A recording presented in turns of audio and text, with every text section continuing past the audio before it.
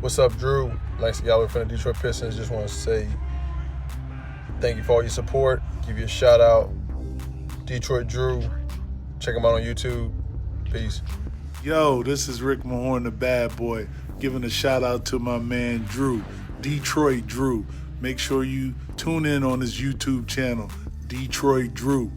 Bad boy.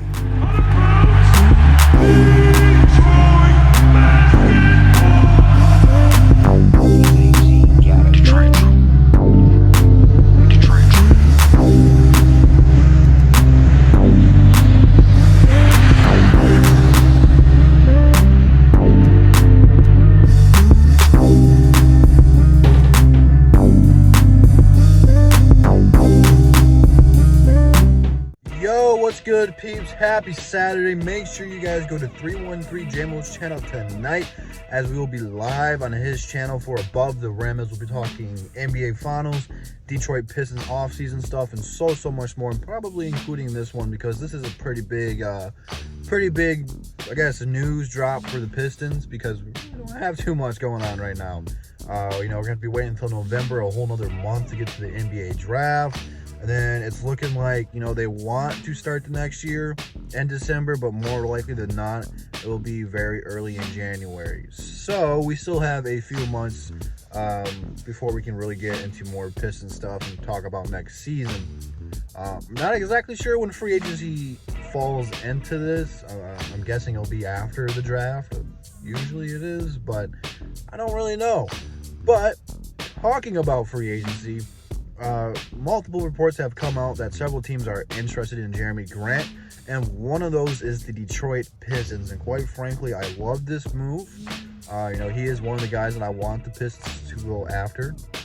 He played really well in OKC during the Westbrook and PG experiment. He was kind of like the third option once they let go of Melo, and played pretty well for him. And then he goes to Denver. Didn't have as good of a season, but in the playoffs, during multiple of those down 3-1 series games, he was the guy who kind of held those people in there. Once, Jamal Murray went cold, Jokic was either on the bench or went cold. Like, he was the guy to keep him into the game. So, if he did come to the Detroit Pistons, what would that mean? Well, I'm not going to expect this to be a blockbuster move or for him to really do anything special or great. The guy averages about 12 to 15 a night, can guard multiple positions. He would come in here and probably start at small forward unless Casey is actually buying into the Sekou Mboya stuff, which we'll have to wait and see there. But if not, he comes off the bench. He can be one of our 6 men.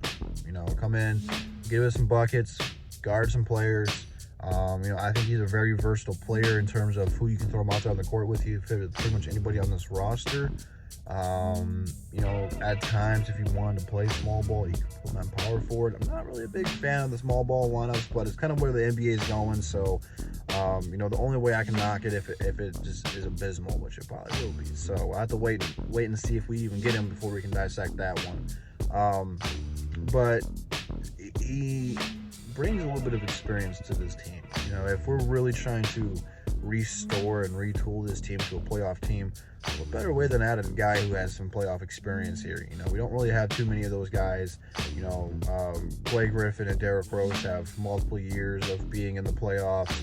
Dwayne Casey's got time being in the playoffs, but really outside of that, none of our young core has too much experience. And when they do, it's being 4 games into the playoffs, not even winning a game yet.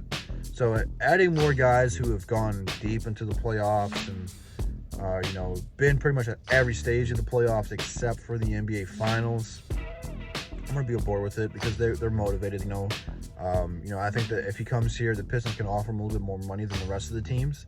Is he really a guy I'm willing to overpay? I don't really care. He's young, he's good, he's not a scrub.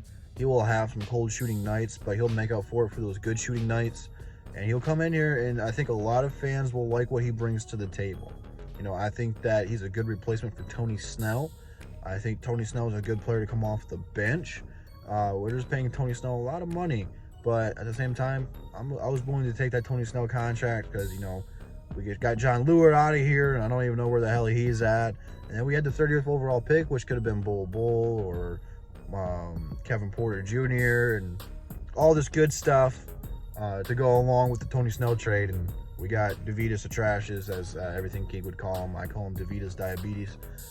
Whatever nickname you call him, that's what we got for Tony Snell. So adding Jerami Grant to this team would, add another piece, makes us deeper. It's one less position we have to fill. Our 3 goals going into this offseason are to fill 3 positions: point guard, small forward, and center. And maybe filling small forward would be just starting Sekou there. I don't know. Even if you start Sekou there, having Jerami Grant coming on off the bench, your small forward position will be unlocked. Bringing him in here solidifies that. Even if you bring Sekou off the bench or start Sekou, whatever case he wants to do, having those 2 guys play the 3, you're good. So then all your focus will need to be on is point guard and center. And if we do that, re-sign Christian Wood. He'll probably play at the 5, even though he's really a power forward. But that's what we seen him play at last year. So what I would do if I'm the Pistons is try to move a 2nd round pick. That's going to be a later one. Maybe try to trade that Cleveland one. Hell, package 2 2nd round picks and try to get a late 1st pick. Try to do something like that. If you have to trade Tony Snell or Thon Maker or Langston Galloway, even though some of these guys are going to be free agents, do whatever you got to. So that way at 7, you get your point guard, hopefully Killian Hayes, and then you can try to get a nice quality backup center with a early 2nd or a late 1st round pick. And then all the check marks will be crossed off, and then it'll be all focused on developing these players and getting back into the playoffs. That's how much this Jerami Grant accusation can change the pace of our offseason. Again, it's not going to be a blockbuster trade, move, whatever you want to call it, but it's a good pickup, and I'm here for it. But let me know what you guys think about the Grant being interested by the Detroit Pistons for the Detroit Pistons to sign him. That was a really weird way to word it. It is like 7:30 in the morning. I am super tired, and I'm going to go home after work, rest up for Above the Rim, and come back a little bit sharper, hopefully. So make sure you guys go to JMO's channel tonight. Instagram, Twitter, DSA members, DSA website, DSA channel, all in the description. Check all that stuff out. Links to social media in there as well. And I'll see you guys later tonight on Above the Rim. And that's the bottom line because Double D said so. Peace.